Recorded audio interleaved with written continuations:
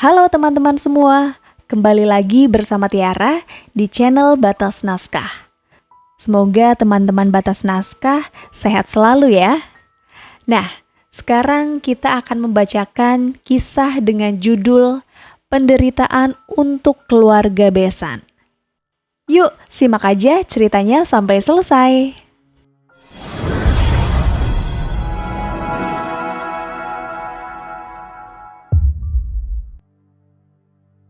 Kini Ari hanya bisa pasrah dengan semua takdir.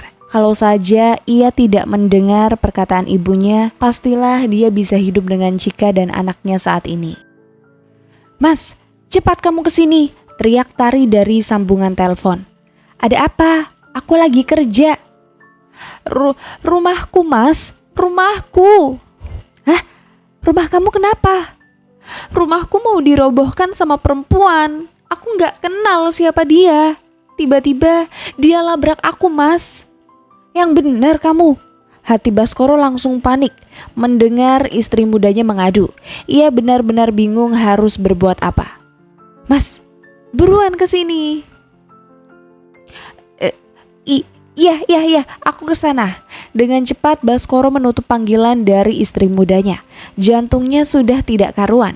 Ia begitu terkejut dengan kabar dari istri mudanya.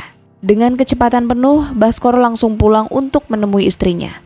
Sesampainya di rumah, ia melihat ada banyak orang yang sudah berkumpul di depannya. Bahkan sudah ada alat berat terpajang di depan jalan. "Mas." Melihat suaminya pulang, Tari langsung memeluk suaminya. Ia menangis tak karuan, apalagi tampilannya sudah berantakan, rambut terlihat kusut. Bahkan pipinya sudah terdapat bekas tamparan. "Tari, siapa yang melakukan ini semua? Kenapa di depan jalan ada alat berat?" "Aku nggak tahu mas. Tiba-tiba tadi ada perempuan tua datang ke rumah aku.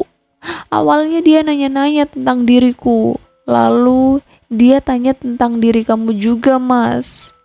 Dalam sekejap, jantung Baskoro sudah berdetak kencang. Matanya langsung mengedarkan ke segala penjuru arah untuk melihat adakah orang yang ia pikirkan. Tepat ketika matanya melihat ada seorang perempuan keluar dari rumah. Rahmah, lirihnya. "Mas, kamu kenal sama wanita itu?" Baskoro menatap istri mudanya. Ia pun bingung harus menjelaskan seperti apa. Karena awal kenal dengan Tari, ia mengaku duda tanpa anak. Jika ia jujur dengan Tari, maka Baskoro tidak dapat menikah dengan janda cantik. "Mas, kenapa malah bengong? Kamu kenal gak sama wanita itu?" Tari menuju ke arah Rahma yang kini tengah berjalan ke arah Baskoro dan Tari. "Bu, kenapa kamu ada di sini?" tanya Baskoro. Sayangnya Rahma masih diam memperhatikan dirinya. Sedangkan jantung Baskoro terus berdetak kencang. Keringat dingin sudah memenuhi area wajahnya. "Mas, kamu kenal sama wanita ini?" Dia... Tari berteriak kencang ketika Rahma menjambak rambut Tari dengan kuat. Baskoro yang panik dengan reaksi istri tuanya yang tidak terduga hanya bisa melihat tanpa berbuat apa-apa. "Mas, tolong, ini rambutku ditarik." Entah kenapa Baskoro tidak bisa bergerak sama sekali. Ia mau menolong istri mudanya, tapi di sisi lain dia juga takut dengan kemarahan Rahma saat ini. Ia terus saja memukul wajah Tari hingga wajahnya sedikit membiru. Sedangkan orang-orang sekitar hanya melihat tanpa melerai. Bahkan ada yang merekam saja tanpa membantu. "Heh, wanita sialan. Jangan kurang ajar kamu ya sama saya. Kenapa rambut saya kamu jambak?" Murka Tari. Ia berhasil melepaskan rambutnya dari jeratan Rahma. Hati Baskoro sedikit lega. Setidaknya ia bisa lepas. "Wanita gila, saya akan laporkan kamu ke polisi karena kamu sudah menganiaya saya." "Siapa yang kamu sebut wanita kurang ajar? Kamu atau saya?" ujar Rahma dengan tatapan tajam. Jelas kamulah datang-datang bikin rusuh di rumah orang. Tari terus saja mengomel ke arah Rahma, sedangkan Rahma masih diam tanpa membalas ucapan Tari. Justru dia terus menatap Baskoro yang masih kaku. "Heh, perempuan gila, mau kemana kamu?" Tari berusaha menghadang Rahma. Sayangnya tubuh kurus Tari langsung didorong oleh Rahma hingga ia hampir jatuh ke tanah. "Minggir kamu wanita lacur. Jangan coba-coba ganggu saya kalau kamu tidak ingin wajah peot kamu hancur." Mulut Tari langsung terperangah. Baru kali ini ada yang mengatai wajahnya peot. Bapak bisa jelaskan sama kamu." Tubuh Baskoro sedikit gemetar. Jantungnya terus saja berdetak tak karuan. Ia benar-benar merasa takut dengan istri pertamanya. "Mau jelaskan apa, Pak?" "Bu, tolong jangan berbuat apa-apa. Bapak mohon sama Ibu, Bapak akan jelaskan semuanya. Ibu kasih waktu kamu 2 hari untuk mengembalikan sertifikat rumah dan uang 50 juta yang sudah Bapak ambil." Maksud Ibu apa ya?" "Jangan pura-pura belaga bodoh deh, Pak. Bapak kira Ibu itu orang bodoh yang gampang kamu tipu. Ibu sengaja pura-pura tidak tahu tentang sertifikat dan uang yang sudah Bapak ambil. Ibu sengaja melakukan hal itu karena ingin memberikan pelajaran berharga untuk Bapak." Terlihat Baskoro meneguk ludah. Ia benar-benar tidak menyangka jika istrinya sudah tahu bahwa dialah yang mencuri sertifikat rumah dan juga uang selama 3 tahun tanpa diketahui olehnya. Nyatanya ia salah besar. "Ngomong-ngomong, Bapak kenal di mana tuh janda gatel model kayak ondel-ondel begitu?" Ia langsung menoleh ke arah Tari. Kini penampilannya sudah berantakan. "Enak nggak punya istri muda janda gatel kayak gitu?" "Heh, jangan bicara sembarangan ya. Siapa yang kamu sebut janda gatel? Saya ini istrinya Baskoro. Justru kamu yang perempuan gatal. Ngapain kamu dekat-dekat sama suami saya?" Tari langsung berjalan ke arah suaminya. Ia langsung menarik tubuhnya dan menjauhkan dari Rahma. "Kamu tidak tahu siapa saya?" tanya Rahma. "Mana saya tahu? Lagi pula buat apa juga saya tahu?" ketus Tari. "Kenalin, saya Rahma, istri sah secara negara dan agama, sekaligus istri pertama dari Baskoro." Mendengar ucapan Rahma, mata Tari langsung membulat sempurna. Sedangkan Baskoro hanya bisa pasrah dengan keadaan seperti ini. Kacau sudah dan hancur hidup Baskoro. Kini hubungan ia dengan Tari sudah terendus oleh istri pertamanya. "Kamu pasti tidak tahu ya kalau Baskoro sudah punya istri dan juga anak. Tapi Mas Baskoro ngakunya duda tanpa anak kan?" Tari mengangguk pelan. "Kamu tenang saja, saya dan Baskoro sudah tidak punya hubungan suami istri lagi. Lagi pula kita sudah bercerai." "Bu, apa maksud kamu?" tanya Baskoro was-was. "Loh, bukankah kamu sudah menjatuhkan talak sama Ibu?" "Bapak tidak pernah ucapkan talak, Bu." "Tapi Bapak ngaku duda tanpa anak kan sama istri mudamu itu?" Dalam sekejap mulut Baskoro langsung bungkam. Bapak mengaku bujang berarti sama halnya seperti sudah menalak. Apalagi belum cerai tapi malah ngaku duda. Itu artinya Bapak sudah menjatuhkan talak sama Ibu. "Tapi Bu, sudah, jangan banyak bicara. Ibu sudah muak sama ucapan Bapak yang penuh dengan kebohongan itu. Ibu datang ke sini mau minta sertifikat rumah dan juga uang 50 juta yang udah Bapak ambil. Bu, untuk masalah itu Bapak minta maaf karena sudah lancang mencuri milik Ibu. Tapi Bapak janji akan mengembalikan semuanya. Tolong kasih Bapak waktu, Bu." "Oke, saya kasih kamu waktu 2 hari. 2 hari. Iya, 2 hari.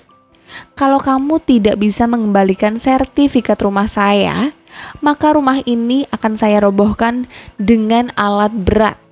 Ancamnya membuat hati Baskoro menciut.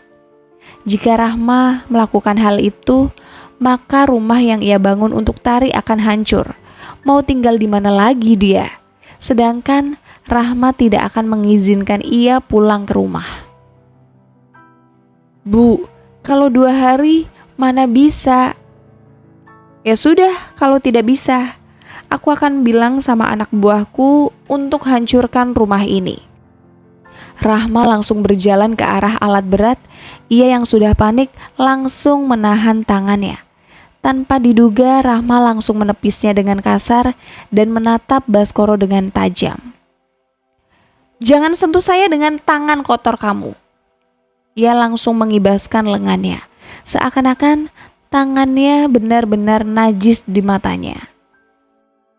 Bu, Bapak mohon Bu, tolong jangan lakukan hal itu. Kalau Ibu robohkan rumah ini, Bapak mau tinggal di mana, Bu? Ya itu urusan kamu. Siapa suruh bangun rumah pakai uang istri? Kalau mau punya rumah, ya kerja yang giat. Bukan malah selingkuh, terus diam-diam malah ambil harta milik istri. Tekannya lagi membuat jantung Baskoro semakin runtuh. Bu, apa tidak ada cara lain selain merobohkan rumah ini?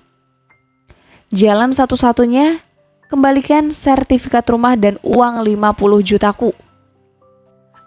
Masalahnya sertifikat Ibu sudah kamu gadaikan kan di rentenir? Loh, Ibu tahu dari mana? Kamu tidak perlu tahu. Yang jelas sertifikat rumah saya dan uang 50 juta saya harus kembali. Kalau semua itu belum kamu kembalikan, jadi siap-siap saja, rumah ini akan aku robohkan. Setelah selesai bicara dengan Baskoro, Rahma memutuskan meninggalkannya. Sedangkan alat berat masih terparkir di lapangan besar. Apa? Jadi wanita tua itu benar-benar istri kamu, Mas? Baskoro hanya mengangguk lemah. Mau tidak mau ia harus jujur pada istri mudanya. Jadi selama ini kamu berbohong padaku. Kamu ngaku sama aku duda tanpa anak, tapi kenyataannya kamu masih punya istri. Maafkan Mas, Tar. Semua ini Mas lakukan agar kamu mau menerima, Mas. Tari langsung memalingkan wajahnya ke arah lain. Ia tahu istrinya kesal karena ia telah membohonginya. Lalu sekarang bagaimana? Aku gak mau rumah ini dirobohkan. Mas juga bingung harus berbuat apa lagi, Tari. Andai saja kamu tidak meminta rumah, mungkin ini semua tidak akan terjadi. Oh, jadi kamu menyalahkan aku, Mas? Iya. Mata Tari langsung menatap tajam ke arah Baskoro. Bukan begitu maksud Mas, Tar. Terus apa? Kalau aku tahu kamu bangun rumah dengan uang istri kamu, aku gak sudi nikah sama kamu, Mas. Gara-gara kamu bohong soal status kamu, aku jadi ikut terseret karena ulahmu. Aku pikir kamu banyak uang, taunya hasil nyuri dari istri tua kamu. Hardik Tari. Mendengar hal itu Baskoro sedikit geram. Namun ia tidak bisa berbuat apa-apa karena memang semua ini salah dia. Halo Baskoro, apa-apaan kamu? Kenapa sertifikat rumah ibu diambil sama istri kamu? Ujar ibu Baskoro lewat telepon. Apa? Sertifikat rumah ibu diambil sama Rahma? Iya, dia bilang kamu punya utang sama rentenir. Jadi dia ambil sertifikat ibu buat bayar utang kamu. Terus ibu kasih gitu aja ke Rahma. Ibu terpaksa kasih sertifikat rumah karena dia bawa 2 orang preman ke rumah Baskoro. Baskoro memejamkan matanya sesaat. Ia mengusap rambutnya dengan kasar. Ternyata omongan Rahma tidak main-main. Pokoknya kamu harus ambil sertifikat rumah ibu, Baskoro. Kalau kamu yang punya utang, kenapa harus ibu yang kamu seret? Saking kuatnya teriakan sang ibu, Baskoro langsung menjauhkan teleponnya. "Iya bu, aku janji kok akan ambil sertifikat rumah ibu." "Sekalian bawa emas yang istrimu bawa." "Hah? Emas juga diambil bu?" "Iya, sekarang ibu tidak punya apa-apa lagi Baskoro. Ibu takut sertifikat itu akan digadaikan oleh Rahma." Oke, ibu tenang ya, aku akan selesaikan masalah ini." "Dari dulu istrimu itu selalu saja buat masalah. Sudah ibu bilang di awal, jangan nikahin perempuan seperti Rahma. Beginilah akibatnya jika kamu membantah ucapan ibu." "Iya bu, maaf." Hanya itu yang bisa dia ucapkan kepada ibunya. "Pokoknya sertifikat rumah dan emas harus kamu ambil." "Iya bu, aku janji." Baskoro langsung menutup teleponnya. Ia benar-benar gusar dan tidak tahu lagi harus berbuat apa. "Jangan gila kamu." Rianti terkejut saat Baskoro datang ke rumah kontrakannya yang kecil untuk meminjam uang dengan jumlah yang banyak. "Tapi Ri, aku butuh uang untuk menebus sertifikat rumah milik Rahma." "Apa matamu buta? Kamu lihat nggak aku sekarang tinggal di mana? Gara-gara ulah istri gilamu, semua hartaku ludes, bisnisku hancur, bahkan untuk makan saja susah Baskoro. Ditambah lagi, Romi semakin tersiksa, hidup di penjara. Itu kan salahmu sendiri. Kalau saja kamu tidak berbuat kejam kepada anakku, kamu pasti masih hidup enak." Mata Rianti langsung menatap tajam. "Kurang ajar kamu ya, sudah berani kamu salahin aku. Mau aku bongkar kebusukan kamu ke istri tuamu itu, hah?" Ancam Rianti. "Gak usah ngancem aku seperti itu Ri. Ancaman kamu sekarang tidak mempan lagi bagiku." Wajah Rianti sedikit bingung. "Apa maksud kamu? Kamu sudah tidak takut lagi sama ancaman aku?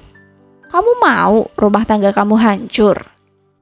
"Buat apa aku takut dengan ancaman kamu, kalau kamu saja sudah membongkar rahasiaku dengan Rahma?" "Hah? Gimana? Jangan pura-pura bodoh Ri. Kamu kan yang sudah membocorkan rahasiaku ke Rahma. Jika aku sudah menikah dengan Tari dan membangun rumah milik Tari dengan menggadaikan sertifikat rumah miliknya, bahkan usahamu saja pakai uang milik istriku." Mulut Rianti terbuka lebar dengan tuduhan Baskoro. "Ngomong apa kamu barusan? Kamu jangan fitnah ya. Aku sama sekali belum membocorkan rahasia kamu ke Rahma. Jangankan membocorkan rahasia kamu, urus hidupku saja aku sudah kesulitan." "Jadi bukan kamu pelakunya?" "Jelas bukan. Ketemu dengan istri gilamu saja aku belum. Seenak jidat kamu fitnah aku kayak gitu. Jangan bohong kamu. Mana mungkin Rahma tahu soal aku yang menikah lagi. Yang tahu rahasia ini kan cuma kamu." "Sumpah, bukan aku pelakunya." Baskoro kembali terdiam. Jika bukan Rianti yang membocorkan rahasianya, lalu siapa? Pikiran Baskoro terus saja berkecamuk. Ia masih memikirkan tentang istrinya. Lalu Rahma tahu dari mana? Rianti hanya mengangkat kedua bahunya, pertanda ia tidak tahu sama sekali. Baskoro mengusap wajahnya dengan kasar. "Lalu aku harus bagaimana?" "Mana aku tahu, itu kan urusanmu." "Jika aku tidak bisa mengembalikan sertifikat rumah dan uang milik Rahma, maka rumah yang aku bangun bersama Tari akan dirobohkan oleh Rahma." "Yang benar kamu. Kemarin Rahma datang ke tempatku. Dia membawa alat berat untuk merobohkan rumahku jika aku tidak bisa mengembalikan harta miliknya. Bahkan Tari pun tidak luput dari amukan Rahma. Kini Tari masih ada di dalam rumah dan ia tidak berani keluar rumah karena mendapatkan hinaan dari orang sekitar karena telah menjadi pelakor di tempat tinggal kami." "Bas, sepertinya istrimu bukan hanya gila, tapi dia sudah menjadi seorang psikopat yang kejam." "Iya, Rahma benar-benar sudah berubah. Andai saja aku tidak menjodohkan Romi dengan anakku, mungkin Rahma tidak akan berubah menjadi monster." "Terus saja salahkan aku. Lagi pula aku hanya memberikan pilihan sama kamu waktu itu. ujar Rianti tidak mau disalahkan. Bukan pilihan yang kamu kasih ke aku, tapi sebuah ancaman. Rianti hanya bisa mencipikkan bibirnya. Selesai bicara dengan Rianti, Baskoro memutuskan untuk pulang ke rumah. Ini semua gara-gara kamu, Mas, teriak Tari. Padahal Baskoro baru saja pulang ke rumah dalam keadaan letih. Kamu kenapa sih? Suami pulang ke rumah bukannya dikasih minum, malah marah-marah gak jelas. Aku gak peduli lagi, gara-gara kamu bohong sama aku, semua orang yang ada di kampung ini menyerangku. Aku disebut pelakor, jada gatal, bahkan aku tidak bisa keluar dari rumah karena ibu-ibu terus aja menghinaku. Tari, tolong tenang ya, kamu jangan teriak-teriak kayak gitu. Apa kamu tidak malu dengan tetangga sebelah? Aku gak peduli, pokoknya kamu harus bereskan masalah kamu dengan istri tua kamu. Jangan seret aku ke dalam masalah kamu, jika tidak aku akan minta cerai. Jangan ngomong sembarangan kamu, sampai kapanpun aku gak akan ceraikan kamu. Tari hanya bisa menangis pilu. Ia sudah tidak tahan lagi dengan omongan para tetangga yang selalu menyebut dirinya janda gatal. Padahal ia tidak tahu jika Baskoro masih mempunyai seorang istri dan anak. Bu, Bapak mohon, tolong kasih kesempatan sekali lagi. Bapak minta maaf karena sudah berbuat salah sama ibu. Baskoro terus saja memohon kepada Rahma. Bu, tolong jangan rubuhkan rumah Bapak. Kalau dirobohkan, Bapak mau tinggal di mana lagi, Bu? Itu urusan kamu. Aku sudah tidak peduli lagi. Yang jelas kamu sudah gagal mengembalikan sertifikat saya dari tangan rentenir. Bu, Bapak sudah coba cari hutangan ke sana kemari, tapi belum ada hasil. Baskoro terus saja memohon, bahkan sempat bersujud di kaki istrinya. Bangun, aku gak suka kalau kamu harus bersujud di kakiku. Aku bukan Tuhan. Bapak tidak akan bangun, Bu, sebelum ibu memaafkan Bapak dan memberikan kesempatan untuk bertaubat. Kalau kamu gak mau bangkit, aku akan robohkan rumah itu sekarang juga. Iqbal! Mendengar bosnya memanggil dirinya, Iqbal langsung menghampiri bosnya. Suruh operatornya maju dan robohkan rumahnya sekarang juga. Siap, Bu. Jangan! Baskoro langsung bangkit. Ia mencoba menghentikan Iqbal. Jangan dirobohkan. Bapak mohon, Bu.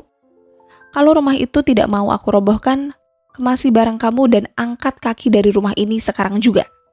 Lalu, Bapak harus tinggal di mana, Bu? Di kolong jembatan. Baskoro hanya bisa pasrah dengan keadaan seperti ini. Jika ia angkat kaki dari rumah itu, dia tidak punya tempat tinggal lagi. Sedangkan istri mudanya sudah pergi entah kemana sejak tadi malam. Gimana? Mau aku robohkan rumah ini atau kamu angkat kaki dari rumah ini? Baik, Bu, lebih baik Bapak angkat kaki dari rumah ini daripada rumah ini harus dirobohkan. Tapi boleh Bapak minta sesuatu dari Ibu. Apa? Tolong kembalikan sertifikat rumah orang tua dan juga emas milik Ibu. Rahma mencibikkan bibirnya. Sertifikat rumah orang tuamu sudah aku gadaikan ke rentenir. Lalu emas miliknya juga sudah aku jual untuk menebus sertifikat milikku. Kalau kamu ingin mengambil sertifikat rumah ibumu, silakan kamu tebus sertifikatnya. Mata Baskoro langsung terbelalak mendengar ucapan istrinya. Ia tidak menyangka jika sang istri mampu berbuat hal keji seperti itu. Kenapa malah ibu jual? Uang dari mana aku harus tebus sertifikat rumah ibuku? Teriak Baskoro. Kini emosinya sudah memuncah keluar. Itu urusan kamu. Siapa suruh berbuat licik terhadap aku? Inilah akibatnya jika kamu main-main denganku. Sekarang kemasi barang-barangmu dan pergi dari rumah ini. Baskoro hanya bisa menahan geram. Ia tidak bisa berbuat apa-apa lagi. Jangankan untuk membalas perbuatan istrinya. Untuk menyerang istrinya saja dia tidak bisa. Karena istrinya mendapatkan perlindungan dari seorang preman yang ia sewa. Jadi kamu gagal mengembalikan sertifikat ibu. Pekik ibu Baskoro bernama Ayu. Kenapa bisa gagal? Kalau sertifikat rumah itu tidak ditebus, terus ibu dan adik-adik kamu mau tinggal di mana?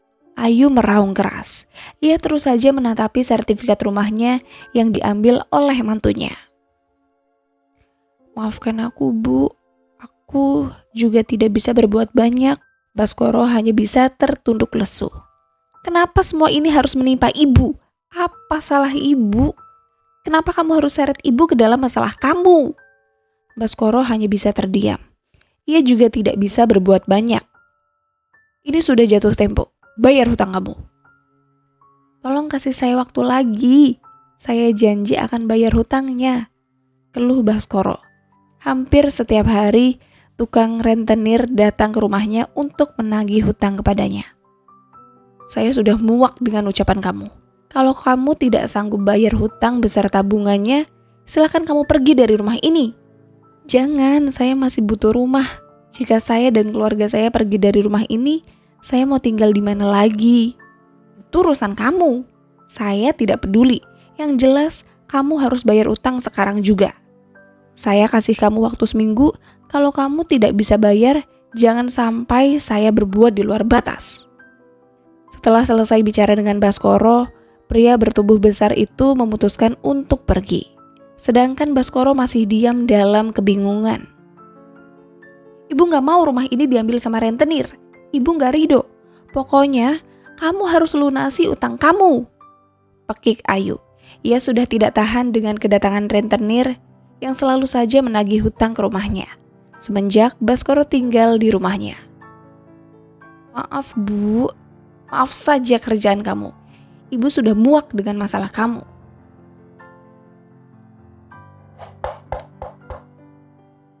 Mereka berdua langsung menoleh ke arah pintu depan. Siapa lagi sih yang datang ke sini? Gerutu Ayu. Ia berjalan ke arah depan untuk melihat siapa tamu yang datang dan ternyata tukang surat. Permisi, dengan rumah Pak Baskoro? Iya, itu nama anak saya. Ini ada paket surat. Kurir langsung menyerahkan map coklat. Ayu pun menerimanya. Karena paket sudah diterima, saya permisi ya. Ayu hanya mengangguk sekilas. Tak lama Baskoro datang. Siapa Bu? Tukang paket, antar surat nih buat kamu. Paket apa ini? Batin Baskoro. Setelah membuka paket tersebut, mata Baskoro langsung membulat sempurna. Ternyata paket yang ia terima adalah surat gugatan dari sang istri. Surat apa itu? Bu, istriku mau pisah sama aku. Hah? Serius kamu? Baskoro hanya bisa tertunduk lemas. Ia tidak bisa lagi mempertahankan hari tuanya bersama sang istri. Kalau kamu pisah sama istrimu, terus siapa yang ngurus kamu? Ibu sudah tidak sanggup urus kamu, apalagi adikmu masih sekolah. Aku akan bicara sama Rahma, Bu. Aku gak akan biarkan ini terjadi. Bu, apa tidak ada lagi kesempatan untuk Bapak? Tidak ada. Kesalahan kamu sudah sangat fatal dan tidak bisa diganggu-gugat lagi. Tapi aku gak mau pisah sama kamu, Bu. Aku mau hidup sama kamu sampai maut memisahkan kita. Kamu bilang kayak gitu karena kamu sudah tidak punya apa-apa lagi kan? Bahkan untuk mengurus hidup kamu saja sudah tidak bisa. Makanya kamu mau minta sama aku untuk tidak pisah sama kamu. Mulut Baskoro langsung bungkam. Apa yang dikatakan istrinya memang benar. Hidup dia sudah hancur lebur karena ulah dirinya. Andai saja dia tidak mengkhianati istrinya, pasti hidupnya akan terjamin. Sekali lagi Bapak minta maaf, Bu. Bapak salah, Bapak hilaf. Bapak juga bingung harus memohon kepada siapa lagi. Bapak sudah tidak punya tempat tinggal. Bahkan orang tua Bapak juga sudah tidak mau menampung Bapak untuk tinggal di rumahnya. Aku gak peduli lagi tentang masalahmu. Yang jelas kita berdua harus pisah. Aku sudah lelah hidup sama laki-laki brengsek kayak kamu. Tega menjual anaknya demi menutupi perselingkuhannya dengan jada gatal. Ditambah lagi, kamu mencuri hartaku yang sudah susah payah aku kumpulkan.